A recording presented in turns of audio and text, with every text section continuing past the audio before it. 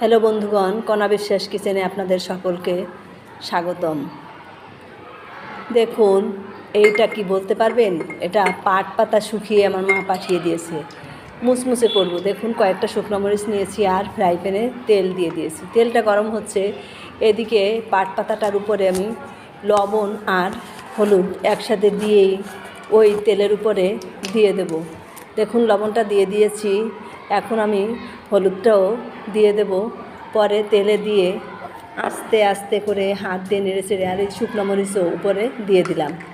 শুকনো মরিচ দিয়ে পাট পাতা দিয়ে এত মজার হয়, আপনারা কিন্তু না খেলে বুঝতেই পারবেন না। এভাবে একবার খেয়ে দেখতে পারেন। দেখুন, পাট পাতাগুলো দিয়ে দিয়েছি, ধোঁয়া উঠছে। এটা আমি কারেন্টে, আমার একসঙ্গে 3টা চুলাই রান্না করতে হয়, গ্যাসে, রাইস কুকারে, আবার কারেন্টের চুলায়। না হলে আমি স্কুলে যেতে সময় মতো পারি না। একসঙ্গে 3টা চুলাই আমার রান্না করা লাগে।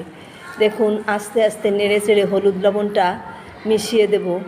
এরপরে হাতের মাধ্যমেই উপরের শাকটা তো অত গরম হয়নি, আমি হাতের মাধ্যমেই আস্তে আস্তে মুচমুচ করে এভাবে ভেঙে নিচ্ছি। একদম সুন্দর করে এভাবে ভেঙে পরে পরিবেশন করার পালা। আমি শুধু পাট পাতা দিয়েই, যেদিন এই পাট পাতাটা করি, এই পাট শাক দিয়েই আমি ভাত খাই। পাট শাকটা আমার এত পছন্দের, শুকনা হোক বা তাজা হোক, খুব পছন্দের একটা প্রিয় খাবার আমার।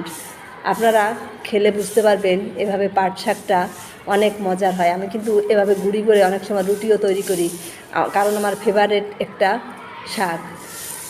আর এতটা উপকারী, একদম কোনো পেটের সমস্যা হলে পুরো পেটটা পরিষ্কার হয়ে যাবে। আর জন্ডিসের কোনো রোগী থাকলে কিন্তু এই পাট শাকটা, এটাকে আমরা নালতের পাতাও বলি, নালতের পাতাটা খেলে ভিজিয়ে একদম সে সুস্থ হয়ে যাবে। দেখুন, এইভাবে আমার পাট শাকটা তৈরি হয়ে গিয়েছে। এরপরে পরিবেশন করে নেব। ধন্যবাদ সকলকে।